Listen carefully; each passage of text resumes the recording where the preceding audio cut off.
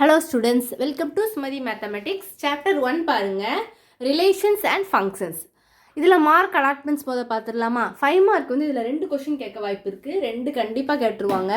அடுத்து 2 மார்க் வந்து 2 questions, 1 mark வந்து 2 கொஷின்ஸ். அப்போ டோட்டல் 16 ஆயிடுச்சா? ஏன்னா இதுலேயே ஒரு 10 வந்துடும். 11, 12, 13, 14, அப்புறம் 1, 15, 16 2 மார்க் வருது. நீங்கள் இது பார்த்து வச்சுக்கிட்டிங்கன்னா உங்களுக்கு வந்து அப்படி நீங்கள் வந்து ஒரு நோட் பண்ணி எல்லா சாப்டர்ஸ்லையும் நீங்கள் நோட் பண்ணி வைக்கும்போது உங்களுக்கு ஈஸியாக இருக்கும். எது ஃபஸ்ட்டு நம்ம முடிக்கலாம், இதில் எத்தனை மார்க்ஸ், இதை கவர் பண்ணால் எத்தனை மார்க்ஸ் நம்மளுக்கு கிடைக்கும் அப்படிங்கிறத நீங்கள் ஒரு பிளான் போட்டு படிக்கலாங்கிறதுக்காக தான், ஒரு ஈஸியாக இருக்கும், உங்களுக்கு யூஸ்ஃபுல்லாக இருக்குங்கிறதுக்காக தான் இதை நான் போட்டிருக்கேன்.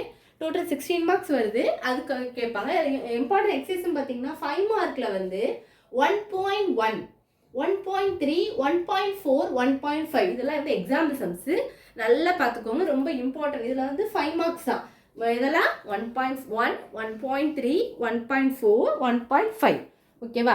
அடுத்து யூனிட் எக்ஸசைஸ் வந்து ஆப்ஷனல் தான். எல்லா சாப்டருக்கும் நான் சொல்கிறது அதான், யூனிட் எக்ஸசைஸ் வந்து ஆப்ஷனல் தான். ஏன்னா சென்டம் எடுக்கிறவங்க அப்படி இன்னைக்கு சென்டம் கண்டிப்பாக மேக்ஸ் எடுத்தாகணும்னு ப்ரிப்பேர் பண்ணி அவங்களுக்கு இது வந்து ஃபுல்லாக பார்த்துக்கோங்க. மற்றவங்களுக்கு வந்து நான் கொடுக்குறது நல்லா பார்த்து இம்பார்ட்டன்ட் கொஷின்ஸ் எல்லாம் பார்த்துட்டு, அது போக நீங்கள் எந்தெந்த கொஷின்ஸ்லாம் பார்த்துருக்கீங்களோ அதையும் பார்த்துக்கோங்க. நெக்ஸ்ட்டு வந்து 2 மார்க்கில் வந்து 1.2, 1.3 எக்ஸாம்பிள் சம்ஸு இம்பார்ட்டன்ட். ரொம்ப எக்ஸ்பெக்ட் பண்ணலாம் 5 மார்க் கொஷினில். இதெல்லாம் வந்து ரொம்ப எக்ஸ்பெக்ட் பண்ணலாம். அதில் வந்து அதே இது இந்த எஃப்ஓஜி அது வந்து ரொம்ப இம்பார்ட்டன்ட். அன்னோன் கண்டுபிடிக்கிற அந்த இதுக்கு வந்து கண்டிப்பாக கேட்பாங்க. அது நல்லா பார்த்துக்கோங்க. அப்புறம் எக்ஸ்பெக்டட் கொஷின்ஸ் 5 மார்க்கில் வந்து எது ரொம்ப எக்ஸ்பெக்ட் பண்ணலாம், ரிப்பீட்டடான கொஷின்ஸ் தான் இதில் போட்டிருக்கேன். எக்ஸாம்பிள் வந்து 1.3 நல்லா பார்த்துக்கோங்க. எக்ஸசைஸ் வந்து 1.1ல் 4, 5, 6, 7 வந்து இம்பார்ட்டன்ட். எல்லா சப்டிவிஷன்ஸும் பார்த்துக்கோங்க.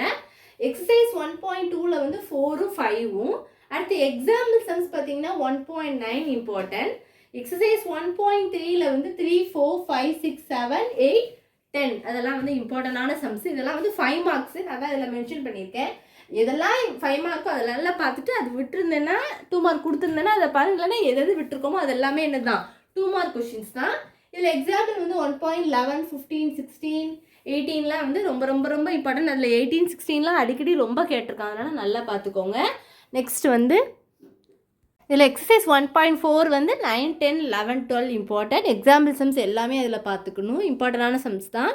எக்ஸசைஸ் 1.5லையும் அதே மாதிரி தான். எல்லா கொஷின்ஸுமே இம்பார்ட்டன்ட். அதில் 3rd கொஷின் மட்டும் தான் ஆனால் 5 மார்க்கு.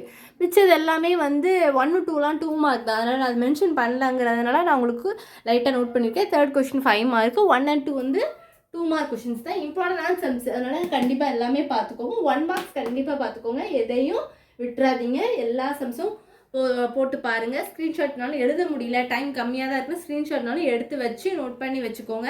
இன்னும் உங்களுக்கு இந்த மந்த் லாஸ்ட் வர வேணால் நீங்கள் மேக்ஸ் நல்லா ரிவைஸ் பண்ணிக்கலாம். அப்புறம் அடுத்த மந்த் வந்து எக்ஸாம் ஸ்டார்டிங் தமிழ், இங்கிலீஷ் அதெல்லாம் ப்ரிப்பேர் பண்ண வேண்டியது இருக்கும். ஸோ அதனால் நல்லா பார்த்துக்கோங்க. எங்கெங்கெல்லாம் விட்டுருக்கோமோ அதெல்லாம் டவுட்ஸ் எல்லாம் கிளியர் பண்ணி நல்லா எழுதுங்க ஸ்டூடெண்ட்ஸ். All the best.